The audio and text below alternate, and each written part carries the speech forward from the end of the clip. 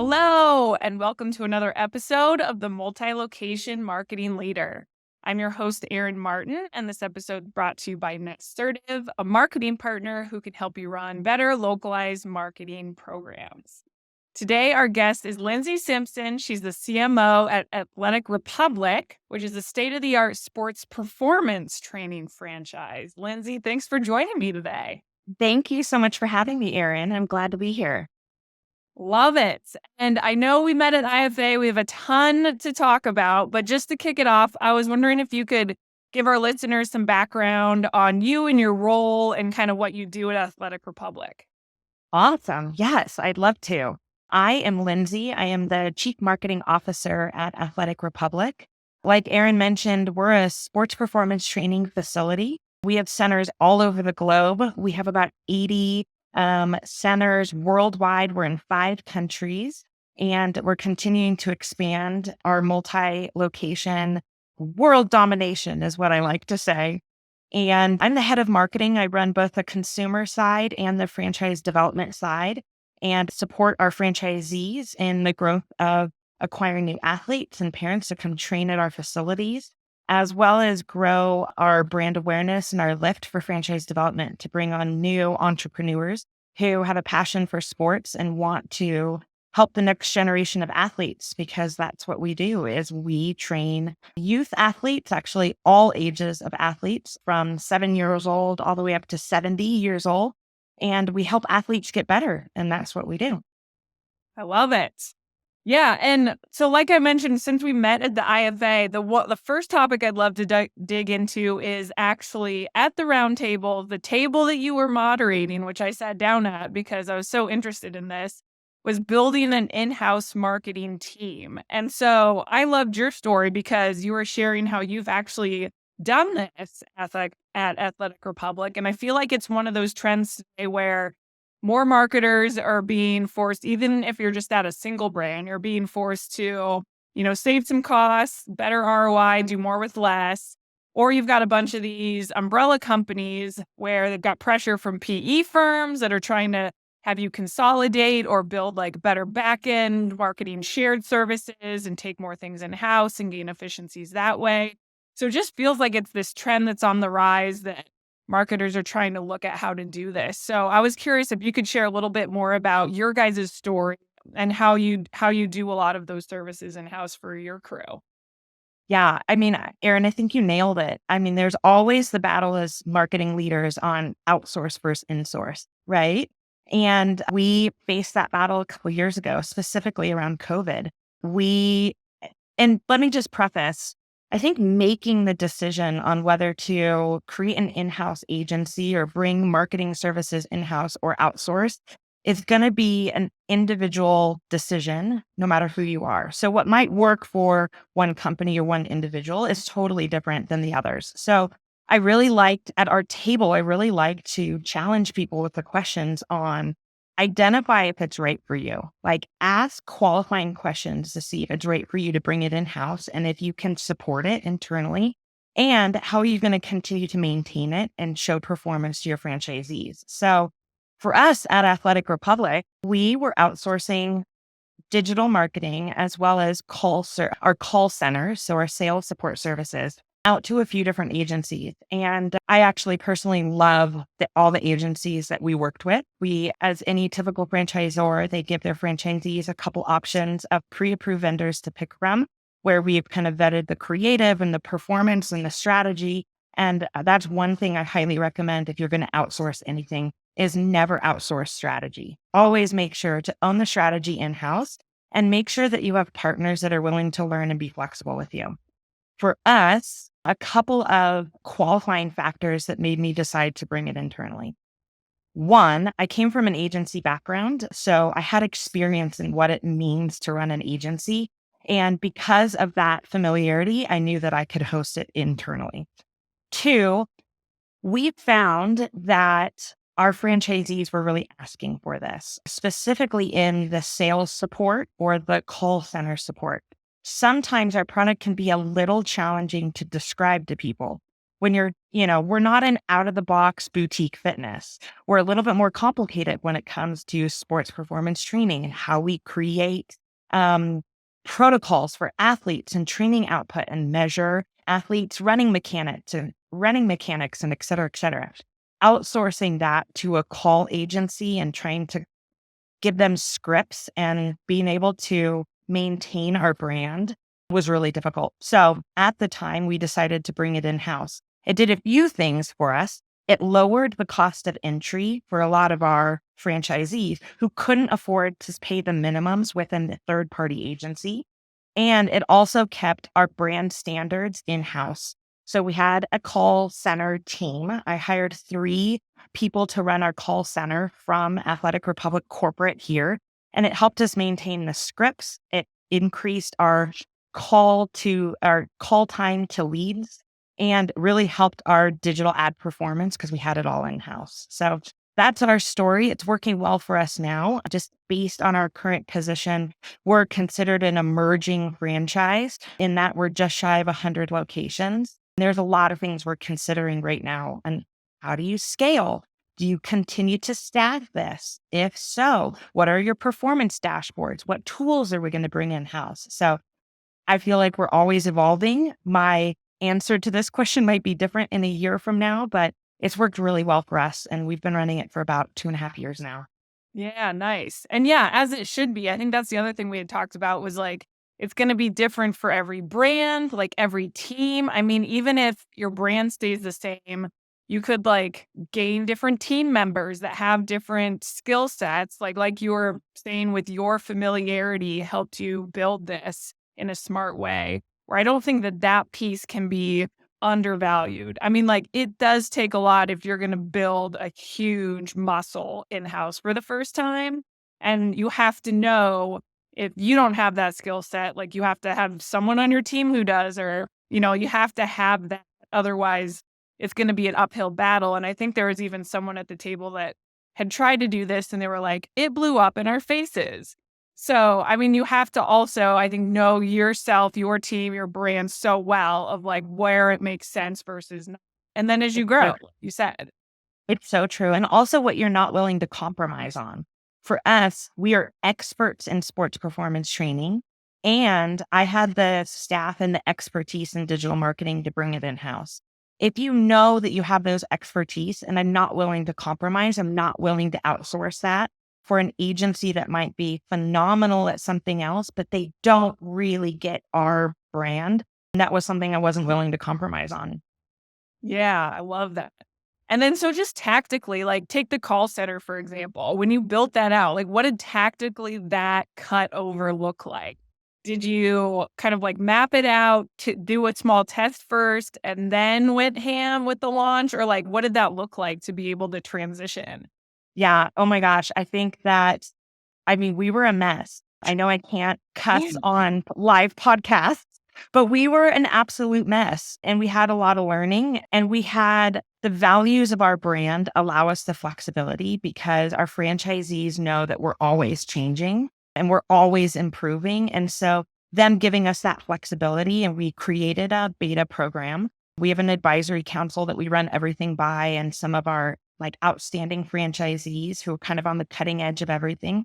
We'll invite them into a beta program. We'll typically do a matching program to be like, look, if you'll come test this agency out with us or test this software out with us, we're willing to match your advertising dollars for the next 3 months. Also asking them to be cheerleaders for us. We all know that franchisees love to hear from other franchisees, not necessarily from the franchisor.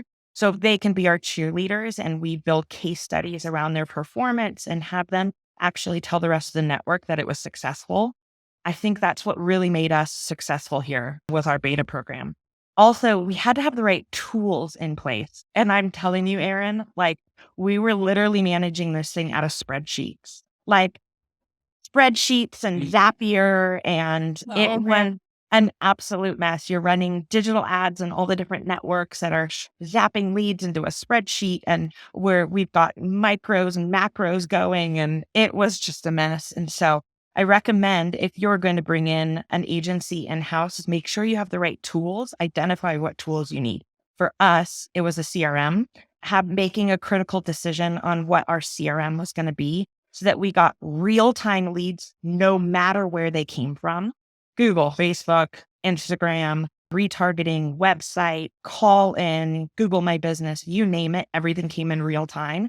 And it gave me everything I needed from a marketing automation perspective. So I can create automated workflows depending on where the customer is in their journey, but also flag our sales staff on any of the manual operations like a call or a text or a follow up or things like that. So for us, identifying the CRM.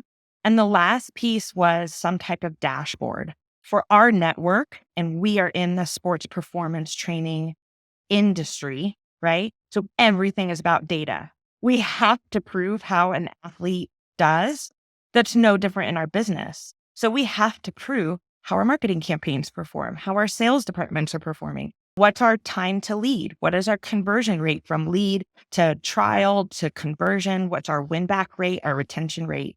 So having the data in one place, we actually created a KPI dashboard where we identified 10 KPIs. We report on it instantaneous. And then we also produce a PDF report to our franchisees on the health of their business on the 1st and the 15th of every month. So having the data to prove your performance and giving you the flexibility to optimize and change things on the fly, it was a critical decision for us. So those are some of my recommendations. Yeah, that's awesome. I mean, is there anywhere else? And I'm trying to think back to our roundtable too. Like, where else do you think marketers get it wrong when they're trying to do this? Or, like what observations Yeah. have you seen or heard through that discussion? Gosh, I mean, I go back to don't ever outsource strategy. Make sure you always own that internally and then bring in partners or hire staff that can help you execute that strategy. Marketers, I think often, and I know we'll probably talk about this in a second, we need to go back to the basics. And if we haven't gotten the basics dialed, why are we moving on to the next generation of technology or generative AI or ChatGPT or anything like that? I just think we've got to nail the basics and we've got to realize that more than ever, customers are craving human connections, right? And very often as marketers, we get caught up in the whole automation world.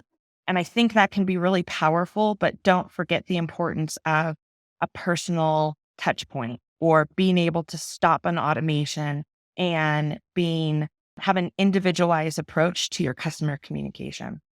Yeah. Yeah, that's huge. And I think that was one big takeaway that I heard from some other marketers from the IFA too, was just like, I know there's a bunch of, like we've got TikTok, we've got like AI, everything that like starts and ends every conversation right now. But at the end of the day, it's like, how are you mapping out your customer journey?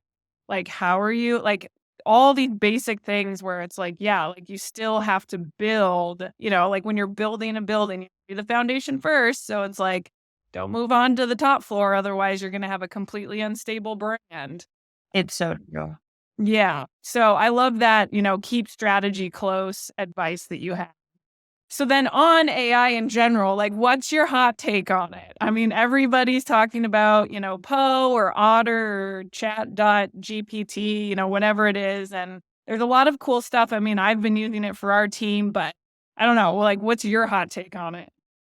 I agree. I think it's very cool. And I think a lot of these tools can be very valuable if they're used in the right way. But I don't think it's ever going to replace the human touch. So I think the importance is that, so for example, Chat GPT can help with mass content creation or rewriting content at scale. But if you don't have control over your voice and your brand, I think that it's a really, really, really slippery slope. So making sure that you always have a human touch to proofread content, to update and insert correct keywords, to make sure you don't lose your voice and your personality. I think more than ever, if everything is written by robots, we're not going to have a genuine, authentic connection with brands any longer. And so I think hiring people that are adaptable and that are good with the next generation of technology those are the skill sets we're going to hire for. And being able to use technology, but making sure that we edit everything before it goes live to the customers, I think is going to be really critical. We talked about you must do the basics first. I tell my franchisees that all the time. They're like, this whole generative AI thing is awesome. Like, why don't we have a plugin and why can't we add it to our software stack? And I said, have you sent a monthly newsletter? Have you posted on social media 2 times this week? So Yeah. there are some basic marketing principles, and that's what our KPI dashboard allows us to review is, are we doing the basics first? Would a tool like this support us in doing those basics quicker or faster? But don't move on to the next generation of technology until you've got the basics right. So that's my recommendation. And I think we talked about it too. I think COVID for me and for our team really created a demand for personal interactions. So no matter what kind of robot, bot, AI tool that's out there, everyone is like, zero, I want to talk to an operator. Or like, there's a chat robot, I want to talk to a human being. So making sure that you've got all of the tools in place to be able to pull it back to human interaction. For our call center, you can get connected with a human with a click of a button. And I think that's really important these days. Yeah. Yeah. I love that. Tons of basics there. And I think that was kind of the next topic I wanted to dig into, talking about human connection, was your guys' influencer marketing program. Because holy cow, just the way that you guys, your brands around athletes and their performance. So the ability for you guys to be able to bring in athletes and have them connect with local community members and, extend your brand that way is something that I'd love to dig into next. I think it was even, oh my gosh, who is the Heisman? I should know this off the top of my head because I was just looking at it. But who's the Heisman Trophy winner was an athletic, Yeah. um, Kate, Caleb Caleb Williams. Williams, yes. Caleb Yes. Williams is an athlete of Athletic Republic out of our Washington, D.C. location called Athletic Republic Capital Region. And he recently, back in December, won the Heisman Trophy. And we're so incredibly proud of him and his team. And yeah, it was an exciting time for us. That's so cool. And so, yeah, in general, I was hoping if you could share a little bit more about how you do influencer marketing. It sounds like you do it more at the local level Yeah. instead of, like major brand partnerships or anything. So can you share more, just a little bit about that? I think that goes back to our brand. And the very first thing is we won't compromise on having an authentic voice. And so when we structure our influencer program, the reason why it's on the local level is we identify customers that are typically already customers or are near one of our locations where they can authentically experience our training. They have results to prove it because we're an evidence-based data science company. We need to be able to have influencers who we're not just paying to advertise our brand remotely. That's just not who we are. And so that was the first and foremost thing, is building an authentic influencer program.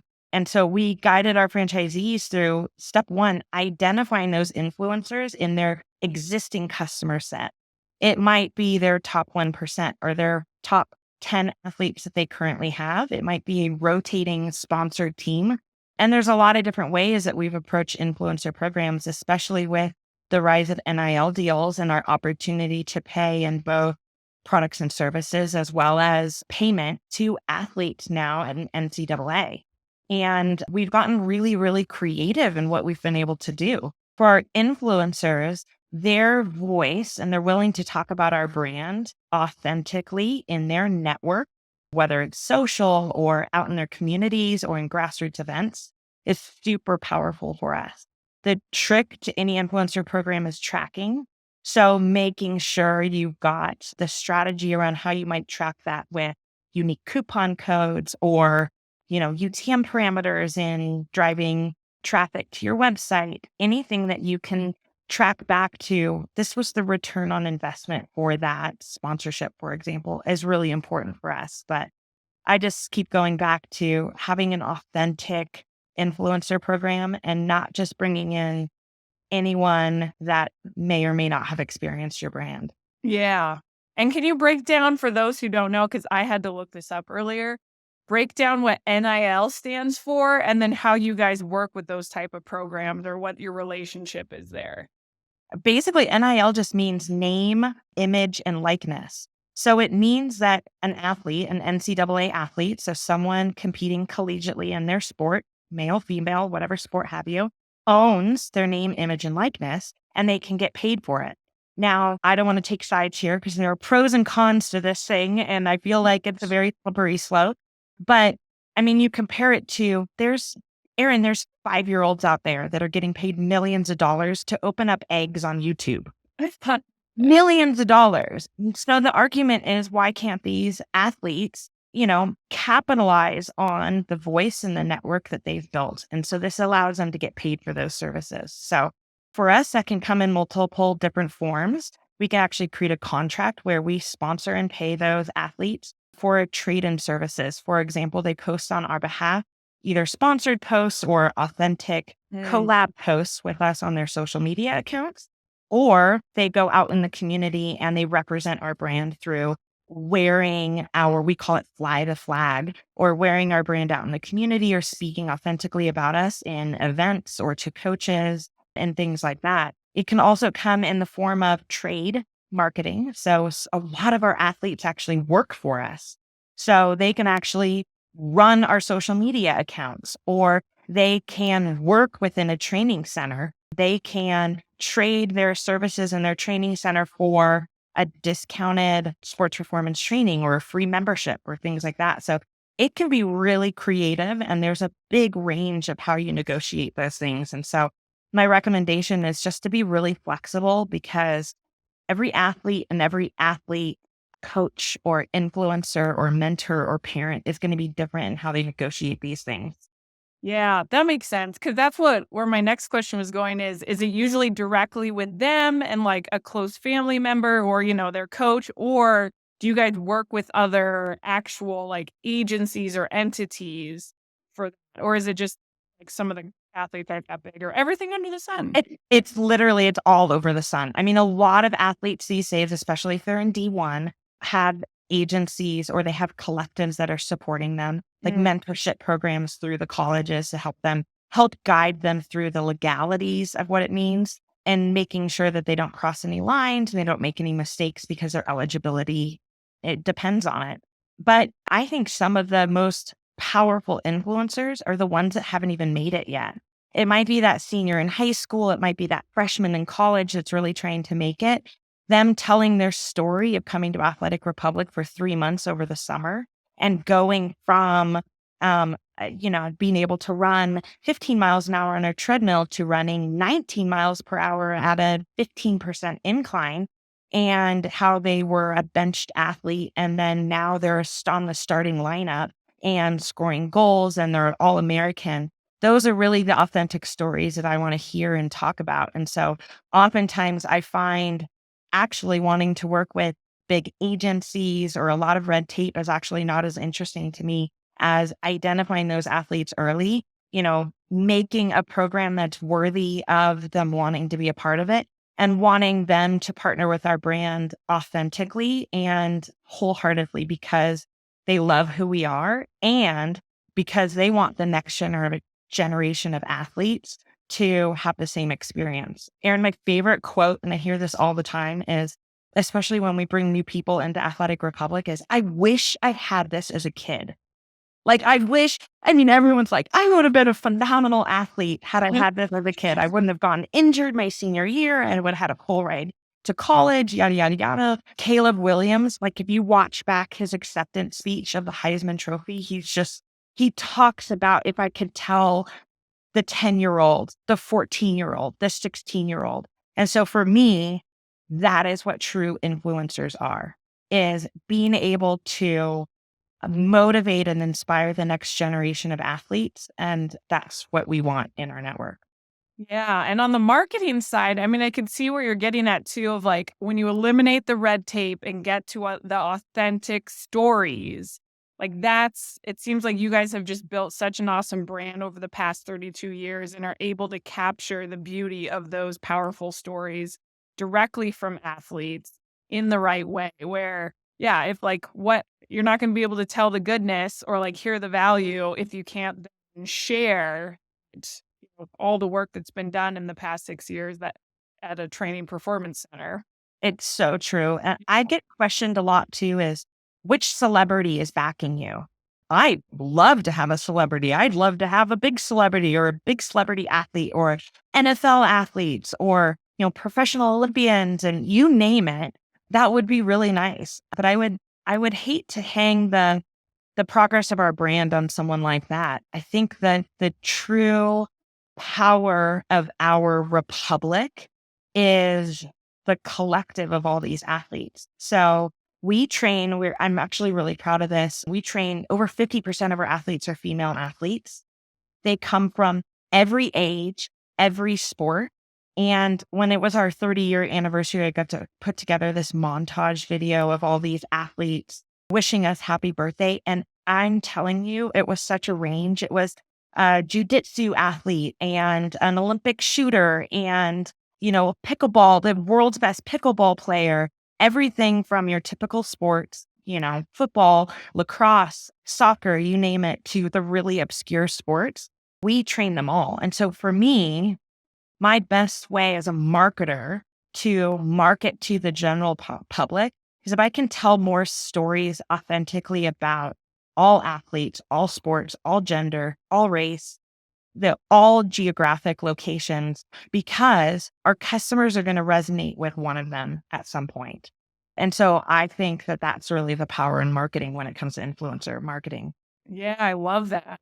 And so do you have any other good examples of either ideas that you've executed or just other ideas that have been floating in your brain that you haven't done yet in terms of capturing those stories? Like, it sounds like you've gotten videos of athletes before. Like, what are some of the tactics that you use to pull together those stories? Gosh, I mean, I think the most powerful is probably just social media. We do a really good job of connecting our entire network in social media. A lot of people are like, well, what is your follower count? Or, are you a certified, blue check mark, whatever. The power for our network, our collective is all of us combined. So if you look at the entire network of Athletic Republic combined, we have millions and millions and millions of followers. And so I think that the most powerful way to collect content is through video, through imagery, through athlete takeovers of social media, of them telling their story. It doesn't have to be difficult. I think we get really caught up as marketers on perfectionism. Like I am a great example. Yeah, I feel like polish. Yeah. everything has to be perfect. Like we need a photo shoot. That's my favorite thing. We need a photo shoot. We need a videographer. But I think some of my best creatives when it comes to ad campaigns are the ones that were shot by an athlete or the trainer pulled out an iPhone on the floor and got an athlete like outperforming or crushing his goals. Though I literally feed those authentic images and videos back into my ad campaign. I'm not having a designer polish those. Those I have the highest click-through rate, the lowest cost per lead. So I think that that's just a fantastic way and just really lean into your audience and lean into your employees and your franchisees to tell that story. Yeah, that's awesome. Love it. Well, just a few more questions for you. I think in general, too, I just want to know, I mean, we touched on AI, influencer marketing, shared services, and, in-house marketing. Is there any other big trends you think marketers need to be aware of today or thinking about? So I think what's happening right now in the industry and how quickly technology is changing, it's changing so rapidly, it's hard to keep up, is it's going to change the labor market and how we hire people in Mm, our marketing teams. If we can hire people that are adaptable and who learn quickly, who fail fast and learn quickly, I think those are the type of people I want on my marketing staff because I'm not going to hire experts in a technology right now if things are going to change in the next 6 months, 3 months, 30 days, mind you. So I think it's really going to change just the landscape of hiring, skill set, and really hiring adaptable people. I mean, to my point earlier, we cannot replace the importance of human connection and a personalized experience with our customers. And I think having staff that can change frequently, willing to say, I don't know how to do that, but we're going to figure it out. I think that that's a really key, important characteristic I hire for on my marketing teams. Yeah. Yeah. I couldn't agree with that more. Having been also in a marketing leadership role at different types of companies where I've, been on the smaller side or bigger side. And you get to that point where you're kind of tempted to specialize. You like want to hire one person for something where I have seen the best success when you've got generalists that can be like technologists or like, jump from telling a story to doing the operations and like being able to flow. And then if you have a smaller crew, it's like you can still always jump onto the next biggest thing you need to be working on and have a skill set that matches because you have someone who's so fluid. So I know we're That's all after those type of unicorns, but I do agree that's like the fastest way to be adaptable, evolve quickly, continue to learn, all those things. Yeah, I mean, I totally agree. I think that is definitely where things are going. Yeah, awesome. Well, last question that I have for you that I asked all of my guests who come on is what does being a great marketing leader mean to you?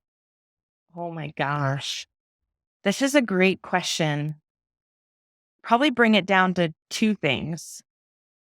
The first is I come back to our values at Athletic Republic. And one of the things that gravitated me towards working for this company is one of our 5 values is we are always improving. And I think as a marketing leader, we have to have that mindset.